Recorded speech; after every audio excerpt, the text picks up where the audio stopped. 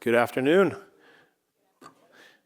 Really excited to be with you all today. My name is Garrett Powell. I'm the Director of Sourcing and Client Services at Powerhouse Recycling. We're an R2 Eastwards and AAA recycler who's been in business for about 2 decades. We're based out of Salisbury, North Carolina.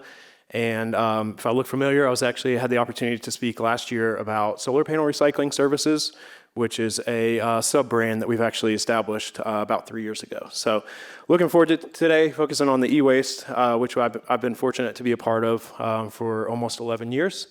And really want to try to provide some information today that is not super basic. I think everybody, at least for the folks that I've spoken to, have an understanding of what electronics is or what e-waste recycling is. So really want to focus on topics that are helpful for you all to go back and generate more revenue for your organization, but also mitigate those risks that are a little bit unique to electronics, which are data, but also the environmental aspect of it. So really excited to be here with you today. I always like to kind of set the stage of, the conversation. How big is the conversation? What's kind of the focus of it? Again, I think a lot of people in the room have an understanding of electronics, whether it's, we're dealing with it, personally or professionally. And I think the trend is pretty obvious. It's not going down, it's going up. We see more and more usage of electronics in all different types of business functions, just as we do personally, right? So you can kind of see globally, obviously there's an increasing trend. There's no reason to really see that trend is going to, down cycle at any point in the future. And the US is actually the greatest generator of e-waste in the entire world. Pretty incredible. Another interesting fact is only 15% of electronics on average in the US are recycled. Not sure what else we do where 15% is an acceptable standard.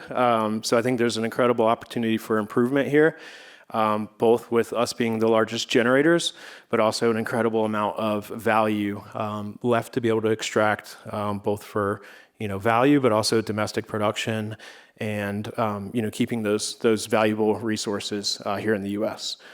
What is driving a lot of that continued increase? Again, I think most of us see that in our personal day-to-day activities, but also in all types of business functions, more and more devices are coming into play, right? So we're seeing that.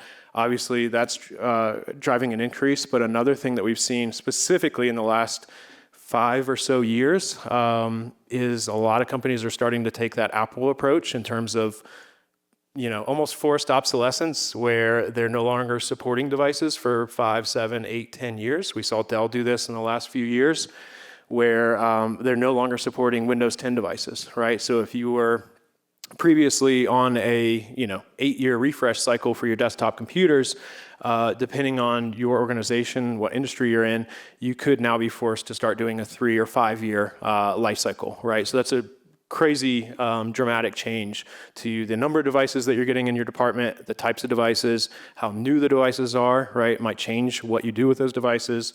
So all those different things are driving a constant increase in the number of devices that are actually hitting the e-waste stream. So again, today I wanted to focus on things that were going to be actually tools that you can take back to your organization and actually make a change and increase the revenue that you're bringing into your department, but also mitigating those risks that, again, are pretty unique to electronics. I think the best way to start, with this and a lot of things is performing an audit, right? What am I dealing with? What is the mix of the equipment that I'm actually getting through my department? Electronics is pretty unique in that there's quite a bit of a difference in terms of the value of devices, both in scrap and in reuse. So devices like printers or VCRs or things like that are typically low-grade equipment. They're either no value or very low value devices versus your other devices like desktop computers or laptops or cell phones or tablets, servers. Those are going to be kind of the money makers that drive your program, again, both in the scrap value and in any kind of reuse opportunity. So look at your program, try to understand exactly what type of equipment I'm going to be getting in my program to help you make better decisions on what to do with those materials. As part of that audit, a big driver of how much attention to even focus to it, quite frankly, is the volume. How much electronics are we actually getting through our program? Are we getting a lot of desktops and laptops and things like that, or am I mostly getting devices from the field I mean, maybe there's not a lot of value there. I don't want to spend a whole lot of time. But again, performing an audit, I think, will be really helpful for you to kind of figure out, how to allocate those resources and where to do that. Logistics and consolidation is incredibly important. I got to imagine it's important to pretty much most recyclers, metal recycling, electronics recycling. You can eat up your value really quickly if you have a lot of logistics that are involved in your recycling program, right? So if possible, we always recommend trying to do as much consolidation internally, right? If you have a bunch of field workers, if they are going out into the field and then they're coming back from the field, bring stuff back with them. Try to consolidate it to one facility versus having 10 pickup locations where the cost to pick up that equipment could exceed the actual recovery value of the equipment itself. So logistics consolidation is going to be critical. And then reporting expectations. I think this is where you go to the other departments in your organization and try to understand what is their need. If it's largely driven by IT, they may want to see, serial numbers for hard drives and a certificate of destruction for their hard drives, right? I can't tell you how often, I've been doing this for almost 11 years. Most of the work that I do is working directly with, asset owners, helping them to establish a program, working with them as the recycler. And it's happened so many times over the 11 years that I've been doing it that 5 years into working with somebody, they'll reach out and say, hey, our IT is reaching out to us and asking us for this. Can you give us a certificate of hard drives? Or how do you all manage hard drives, right? So if you perform an audit, earlier on, it'll help protect you, from some of those scary moments, 5 years in of, we might be sending hard drives to somebody that's not certified or doesn't have any way to kind of manage, data-bearing devices. So it's really important. Another component of that is going to be understanding the risks to your organization. Again, the different types of electronic equipment are going to carry different potential risks to your organization. Something that's going to be data-bearing, it's going to be critical that you manage that data, properly. Whether you do it through a recycler or you do it internally, you want to make sure that you are mitigating that risk for your organization. I mean, we've seen every scenario from, hey, we were selling stuff, through an auction. Hard drive was in the device, happened to be some HIPAA equipment on that hard drive, and we got sued by the state or, the federal government. I mean, that stuff happens. So understanding the risk to your organization also, again, just helps you figure out the plan, what's going to work best for your organization, what type of equipment are we getting, and what those risks could carry with them. Environmental, again, electronics is unique that it can carry both a data security risk, but also an environmental risk to your organization. So understand what type of equipment am I generating, what kind of focus materials could be in those equipment, and really understanding how do we want to mitigate those risks for our organization. Again, we don't try to sell on the scare tactics of it, but in our industry, we've seen many situations where it's called a super fund scenario, where you're shipping into a company. They go out of business. A lot of times what you see is they sell everything worth money before they go out of business, and they leave the building full of everything that costs money to recycle. And so what that does is it'll basically trigger a super fund, and you're actually still liable for those devices even after you could have even paid to recycle those equipment, that equipment 3 years ago. If it's in that facility and they can trace it back to you, they can actually come back and hold you liable for those costs of cleanup again. Overarching here is really the brand protection, right? All these, we've got large companies, mid-sized companies that, attend this conference. The last thing you want is your brand associated with any type of data breach, any type of, environmental, catastrophe or anything like that. So really understanding, again, what type of equipment you're recycling and how you can mitigate those risks is going to be really important to, make sure you have a really successful program. This is going to come across a little bit biased. Obviously, I work for a certified electronics recycler, but if you are generating e-waste and you have not connected with any recycler, really with an approach of trying to establish a partnership, I would encourage you to do that, whether it's our organization or many others that are here that provide a similar service. Electronics recyclers are incredibly capable, and we a lot of times provide a ton of services that are value-add services, right? A lot of times we provide data destruction at no cost, serializing assets at no cost, really detailed reporting, help you generate sustainability impact reports. Like a lot of things that you're doing internally, you could probably rely on a partner, and they might even be able to build that into the program, at no cost to you. So few key certifications that you would want to look for. If you're not familiar with these certifications, R2 and E-Storage are the two specific to electronics recycling that you'll see as kind of overarching certifications. They really look at all of the risks, the environmental risks, so they're going to require that a certified recycler also works with other certified recyclers, so it provides that secure chain of custody. It looks at, data security. How are you managing wiping hard drives? Are you destroying hard drives? How are you documenting that? There's several different, audit procedures in place, requires internal auditing, external auditing, right? So it changes the conversation of just trusting somebody to being able to look and say, okay, they're actually certified by a third party that we can trust. So again, these are the three that are probably the most common: E-Storage, R2, V3, and then AAA. E-Storage, it's the gold standard for just overarching electronics recycling certifications. There's probably about 25 organizations in the US that are certified to that standard. R2, V3, I want to say there's 700 or so. So it's a much more common qualification that folks look for. And then AAA, if you haven't seen that one, that is really the gold standard in terms of data security. So if you are dealing with a lot of devices that are data bearing, that might be something that you want to look into as well. Depending on the industry, we also actually typically see some language even, encouraging use of like the AAA certification. If there's HIPAA, if there's PCI, depending on which industry you're operating in, there could be, regulations around how you manage data that would align with some of these certifications as well. Want to give an example of, just one way that we see often of ways to get, more value out of your devices. I'll give you kind of the low-hanging fruit here, which is desktops and laptops. Really often we'll see, kind of a lot come to market, and it's, fairly limited information. Hey, we've got 500 of these devices, not much specs on the equipment. And so it makes it challenging for a recycler to kind of figure out, exactly what the value could be. So an example of like a refresh is, if your IT department is swapping out, say 1,000 desktops all at once, they're similar makes and models. Maybe your refresh program, devices are only 3 years old, right? So they're pretty new devices. You don't need to go the commodity recovery route. You're pretty confident that you can, repurpose them. Incredibly important to figure out the timing. Are these going to come to market in the next 3 months? Is this a next year situation? Obviously, when you're talking about reuse, it's market driven, so all those things are volatile and could change. So timing is really important if you're doing a project. Specs of the devices, we see really often that we'll get, hey, we've got 500 desktops. Okay, are they 10 years old? Are they 3 years old? What's the manufacturer?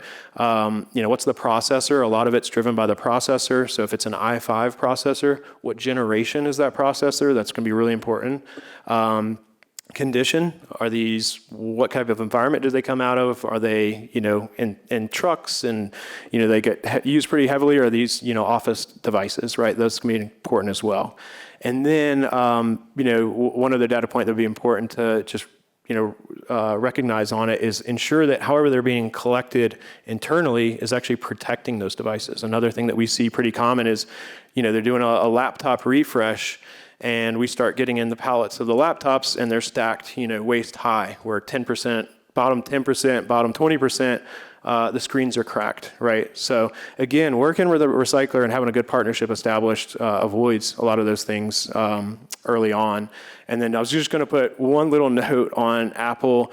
There's other manufacturers or makes that can have different softwares, but we see it most commonly in Apple. There is probably several $1 billion worth of Apple devices that unfortunately are essentially bricks, at end of life, simply because they're Apple iCloud locked or Apple user locked. So if you have any Apple enterprise devices in your organization, really try to be proactive to ensure that when you get those devices through investment recovery, that those devices, have been wiped or the user's been removed so that they can actually be used by somebody else in the future. Because again, just see an incredible amount of value lost in that transaction.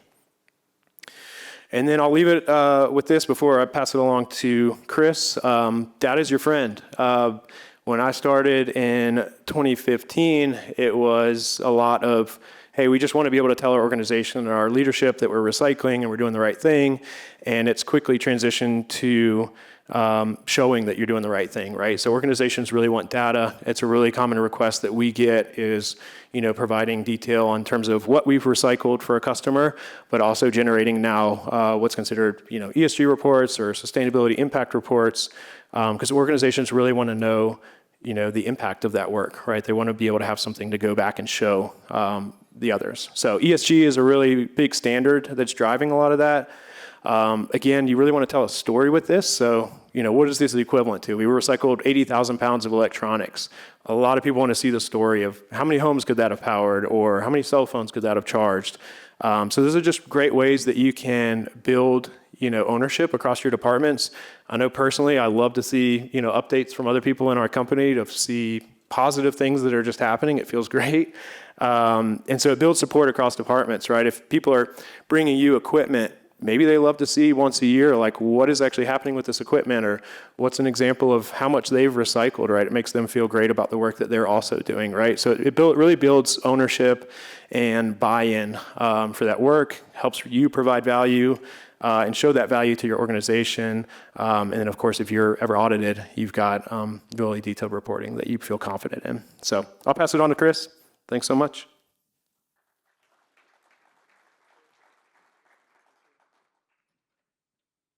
All right. Hello, everybody. Can you hear me all right? I'm Chris Hansen, President and CEO of C2 Management, company I founded in 1998. Let me get to I'm going to talk about ESG. I'm not necessarily, it's environmental. Well, let me ask you this. Who knows what ESG is? Raise your hand. Okay. So about half. And I imagine there's a lot more that didn't raise their hand, but so ESG is environmental, social governance. I'm not an environmentalist. I'm not necessarily, big on, I like trees, but I don't hug them or anything like that. But I do have a calling to do my business. I started right out of college, and things like R2 certification, ESG have become quite important to us. At first, when we got into R2, I thought it was a big sham, and quite frankly, there's probably still a little bit that is. But it's really helped us a lot in growing our organization and moving things. Where did I hit this one? So just quick about us. So as I said, I've been in business since 1998. Really what drives our business is the mission and vision. You can read it if you'd like. But I'd like to share that in my lobby. My stepmom is Native American, and I heard a quote once that really impacted me. And I had my daughter paint it on my lobby wall. It's a Native American proverb that says, we do not inherit the earth from our ancestors, we borrow from our children. And that really impacted me. And it's even impacted me more. I just turned 50 years old. I just had my first grandchild. And, there's a lot of things going on in the world, and I want it to be a better place for her. And sometimes it's like, well, gosh, recycling, that's not going to make a better place in the world for my granddaughter 20 years from now. But it takes us all doing our part. And that's, if we all look at ESG in the right way, it can really help across the board. So why ESG matters? The environmental part of it. We want to extend the asset life, and we want to reduce waste. Now, you guys, I've heard just in talking to you the past few days that some guys are like, gosh, everything we have is run into the ground. Okay, so that's maybe recyclable, but companies like ours can judge that very well to see if we can repair it or whatnot. But we also take the breadth of stuff and make sure that it gets turned into new stuff. My company name C2, that was actually from a play on everybody, the old term used to be cradle to grave. C2 is just simply stands for cradle to cradle. So our goal is to make sure that from the time an asset is created until it's created into another asset. And I've heard the last two speakers talking about that, so we'll leave them with that. Social, protect communities, because we don't want to go throwing stuff in landfills or the wrong places. CRTs was a big one in our industry where we thought they were going to end like mid-2000s, and they've still trickling in slowly but surely. But there's tons of them on the roadside that people bring to us. I'm sure in your organization you see ones where they got mud off of them just not being handled the proper way. And also creating reuse opportunities. I'll share something about that. So years ago, one of our particular contracts is with the National Cancer Institute, and I got a bunch of biotech equipment that I brought in. And a guy traveled in from Montana that was a researcher at a big university, and he was a little agitated at the research system because he had to stay published all the time to do the research, but doing all the publishing, he didn't have time to do the research.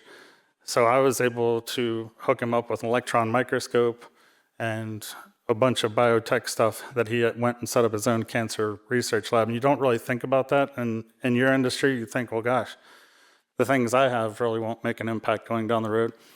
But the fact of the matter is, stuff to you guys that seems really old, there's plants somewhere else in the world that could likely use that. Not always, but there's plants in the, are trying to keep systems running before they got to revamp everything.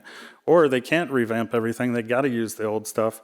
So we find oftentimes people are very glad to see that we've gotten to certain PLC controls or stuff like that. So that still falls under the social aspect.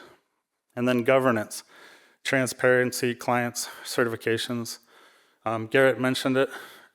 It's big. This for us, I was talking to Garrett about this earlier. We're R2V3 certified, but we compete a lot with people that aren't certified. And that's a little bit hard for me, and I get it because people want to just get money for the stuff sometimes or get it out of their hair. But Garrett and I's organizations, we can't take stuff in and handle it like a non-compliant person. So I've dealt with this in the government quite a bit, where the government gets stuff, they sell it by the pallet, yet they have me come in on contract and pick up the exact same type of material just because they didn't want to pick it up or whatever. But the stuff that they pick up, they just sell to someone who puts it in a container and ships it overseas. Whereas myself, it doesn't matter if grandma brings it into our facility, we got to handle the data, the electronics, everything the exact same way. So I just would ask that you guys think about that when you think about certifications and looking for suppliers that do have those certifications. And that, I get it. There's guys that do pipe and all that stuff in here. I don't know what the certifications are like for the pipe industry, and we're not going to, I don't know about that, so I can't speak to it. We're specifically talking about electronics. I'm a little nervous, by the way. You can hear it in my voice, though. So really look at everything you do and adding value through ESG. I wanted to bring this one up because beyond ITAD business industrial assets, what we see a lot is that, your IT departments, you guys dealing with the desktops, laptops, mobile devices, servers, or any other type of device that you get in bulk, people are really thinking about that. But when it comes to the PLC controls and cards out of old systems, that might go and get recycled, but not really thinking that from a point of reuse all the time. There's some companies that we see that are aces at trying to get that to the right place. And then there's a lot of companies that are just like any other business. They're so busy with their main core focus that stuff becomes an afterthought. But trying to think about it and get it to the right vendors is crucial. So practical ESG strategies. Garrett talked about this. Track reuse, recycle versus disposal. I think I even heard it in the previous conversation. Just to be able to show metrics behind what you're doing. And that can create value for your organization. You could call up the local journalist and they'd love to do an article on how much carbon footprint you saved and stuff like that. Report, that just goes with measure. You got to report those metrics. Partner, this is a big one. Collaborate with recyclers, buyers, and refurbishers. In my business, we actually work with other recyclers quite a bit, and I hope to work with Garrett here soon and his company because we specialize in a certain type of thing. But it's important because a lot of companies do have specialties, so don't go with one. One thing I've also heard in talks is a lot of companies say, well, I've been doing it this way for so long, and I deal with that with the government. The current government guidelines for disposal of property came out after World War II. They haven't changed since. So it's a lot of paperwork, a lot of headache, and a lot of stuff for nothing, I think. I used to buy from NASA, and it was literally that much paperwork to buy a lot of equipment from NASA. Like one pallet, I had to do like 10 to 12 pages of stuff. I'm like, you guys can launch to the moon, but you can't change your process and automate the process. Yet I could go down to Connor's chicken auction and buy a chicken and get a printed out receipt. So that's something that you have to think about. I think it goes on with the next page of innovate. I see so many times people are just stuck in processes because it's easy or because that's just the way we've done it. But we really got to start thinking beyond those processes so that we can really improve the things we're doing. And again, it doesn't seem like much, but if we all work towards that, we all do our R2 certification in our industry, we do these things collectively, we make a better place going forward. The vision for the future, environmental, expand beyond thinking about just disposal, but maximizing value and reuse. I think maximizing value gets in the conversation sometimes, but not necessarily maximizing reuse. And why do I say that? Because sometimes you think about scrap. Oh, that's good scrap, and it's off our books, so we're just going to scrap it. But that does nothing for reuse and getting to those people that need that material. We do a lot of medical equipment, and there's a lot of places around the world that need medical equipment. Controls, there's a lot of people around the world that need equipment that we have in abundance that they don't have in other places that are, quite frankly, much more populous than we are. And then social, again, going back to my mural, we borrow the earth from our children. We don't inherit it from our ancestors. I want to take care of my kids. I want to take care of your kids. So it's very important in that respect. And then governance. Getting communication, because I hear this too. Well, this is my department, and I do it this way, or whoever does it that way. Really dig at your leaders to start talking about what can we do to change our policies and procedures behind this. And I want to step back for a minute. I've seen businesses too that, like all the talk of AI, you guys sat through all those yesterday. We incorporate AI into our process quite a bit as well in our software. But I wanted to mention something that's really neat. There's a guy in this room that came. I was talking about him earlier. Sean with RGX. It's Recycle GX, right? I call it RGX. Recycle Global Exchange. We participate with them a lot, but what's really cool is they have a Fortune 100 company that was shipping stuff to one supplier, and they were shipping it. Their average ship was about 900 miles, 900 to 1,000 miles.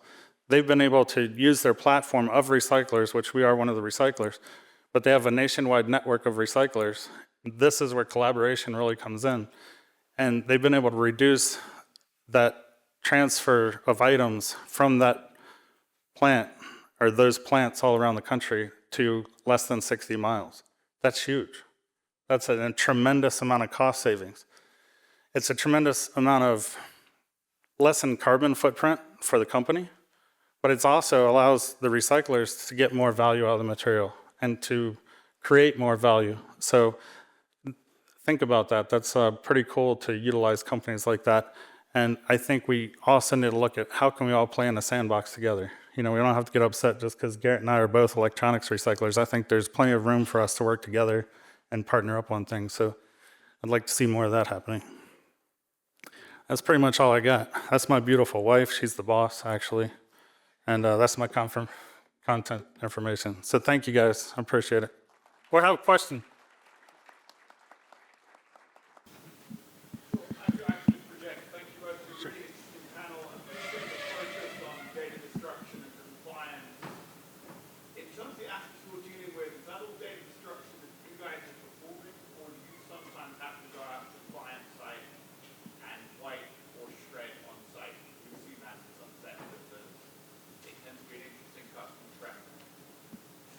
Do you want to start? You want me to? I don't know. Is this on? Yeah, it is. All right, great. Great question. From our experience, obviously it's driven by the customer. Like Chris said, the great thing about using a certified recycler is it really doesn't matter what your requirements are. Once you transfer that device over to that certified recycler, it's going to go through their standard. When it comes to like on-site services, usually it's driven by the customer, and then a lot of times it's driven really by the industry. So we see that a lot in healthcare, but utility is also an area where we could see that. So going back again to leaning on your recyclers, a lot of times it's a service that's kind of built into the scope for us. So it's just dependent on the contract, whether it's on-site destruction or off-site. Thanks for the question. Do you have anything you want to add?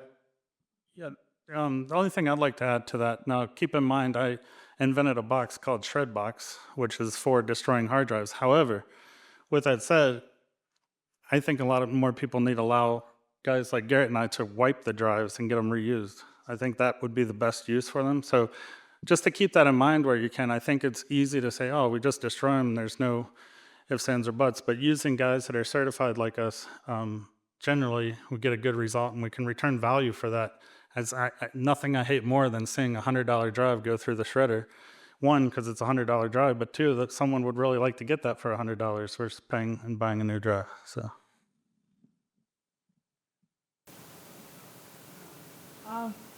On liking equipment, there are different levels. Like there was ERP that are what the higher. You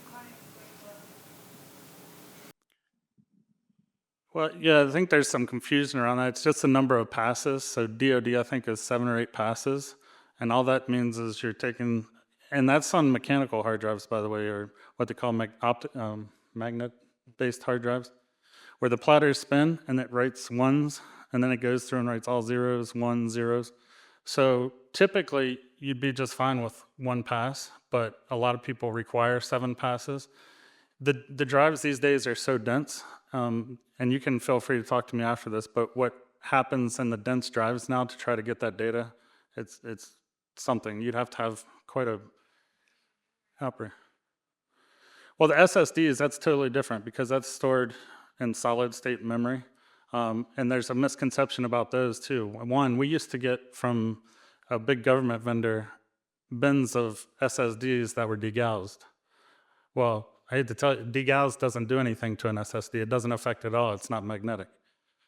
So what NSA recommends is degaussing a magnetic drive and then shredding it as the #1 way to do it versus wiping it or anything.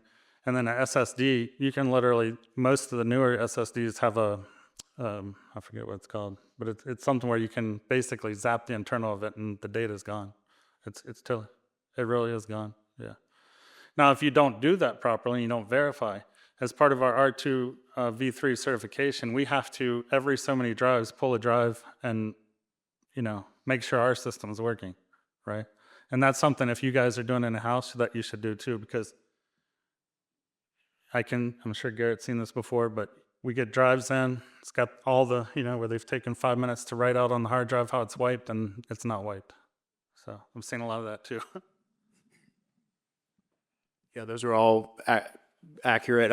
Robin, I was just going to add, just real quick, I think I always try to rely heavily on our compliance team, but I think it's transitioned over from DoD to mostly being NIST. So I believe it's NIST 888. Yeah, 800.88 that's driving most of that. Did it? You may have answered this already, kid. Do you know why ES is the #1 E-Wake generator? It is over. Because we're Consumers. the largest consumer. It's a great question. I think we're advanced as a society, but we like new things a lot. Sure, go ahead. Hi, just first of all, this is a great presentation. Thank you. Just curious, the number that you listed earlier, 15% of the electronics are being recycled. Is there any insight you can give as to why it's such a low number from your industry perspective on your handling? And I guess it's a 2-part question. Would you say a lot of that is affected by the people that aren't certified that still have access to the same material? Does that skew the numbers? That's a good question. So there's probably a percentage that's caught in that, but there's actually, I think, still just a tremendous volume that's actually not hitting the waste stream. We still have conversations with organizations today that don't recycle, and then also keep in mind I want to say it's roughly 30 states in the U.S. have what's called a landfill ban on the electronics, and we operate across the U.S., but it is very clear to us when we operate in a state that does have the landfill ban in place, because it's triaging all of those electronics to basically be forced into the recycling stream versus being landfilled. So I would say, you're still leaving 20 or so states out there that have no, kind of policy in place to divert those materials from the landfill. So I think that's probably a big driver as well. And then keep in mind, a lot of that, there's quite a bit of weight there. That's a lot of the consumer electronics, right? So if somebody buys a new TV and gets rid of their old TV, if it's in a state where there's no landfill ban, there's a really high percentage that's not going to go into the recycling stream, right? Because it costs money to recycle it. So, all of those things kind of come into play to drive down that number. Yes. So a lot of that is probably consumer driven. There's definitely some corporate of that, but in municipal recycling, it's expensive, right? So people say, oh, there's gold in there, there's this, there's that. But a lot of what you call your municipal grade stuff, which is the gadgets you buy, it's quite costly. When Garrett's shredding electronics and he's got to make sure batteries out of a toothbrush. Well, first of all, the toothbrush isn't worth very much on the recyclable market, but there's still a battery that's got to be addressed. So it's more about legislation to get people figuring out that, hey, there's a cost here and how do we address that? And it has been tried by OEMs to give credits, and there are some programs, but give credits, but then bad actors take advantage of it and it goes away. So really just getting people to understand that there's a cost to recycling. And that's across, look, copper right now, if you have copper sitting on your floor, everybody in the world that's a metal recycler will want to get at it, right? But if you have a Gaylord of toothbrushes, it's, it's not that great. Thanks. Go ahead. We've been really crunching the error down on our e-waste. Well, but a lot of people have been asking about dry cell, alkaline, and our coal batteries. I'm not sure if you guys know of any avenues to that, or trying to make the repositories for them to put it in, recycling crop weight or e-waste still has no value in it and this value value. So I didn't do many things where there is custom prompted for those batteries. So you all of that source. Here, go ahead. Yeah, batteries, a whole nother can in some regards, to be quite honest with you. Really, it's going to be considered universal waste. However, it's really common that we handle universal waste, at least for our customers, as a convenience. So a lot of times if they generate a ton of batteries, they may have a separate vendor. But if it's, our truck is there, they've got, a few batteries here and there, a lot of times they'll just go ahead and add it to our shipment. When I started 11 years ago, it was pretty simple. There was not that many compositions, pretty limited number of lithium ions. Now there's who knows how many different compositions of lithium ions, right? And the composition of the battery is what's going to actually drive the value or the potential charge for it. So I can tell you for sure the alkalines would be a charge through any kind of certified recycling process. But the lithium ions are really going to be dependent on the actual composition. So usually kind of like your, drill type battery, like hard case rechargeable batteries will typically have some sort of value to them. But however, we're also seeing a lot of what's called lithium ion phosphate batteries start to hit the market, and those are actually pretty costly. So it would just be dependent on like what the actual composition of your batteries are. But again, just going back to working with a recycler, it's really common that we not only put a value on that, but also help you ensure you're compliant. So packaging, how to manage them. Batteries, I'll just say for everybody, especially lithium ions, are known to cause fires. So if you're storing batteries anywhere in your facilities, just be very careful how you're storing them. I'd really encourage you to, get them packed properly as soon as possible, because it's really common that they'll arc and, start a facility fire. Your electronics recyclers can still manage them as universal waste, but again, it's just going to be, how they manage them needs to be in compliance with universal waste regulations. Yeah. Thanks for the question. Recycle circuit board, brown metal. Yes. Yeah, I think that's coming down the road pretty soon.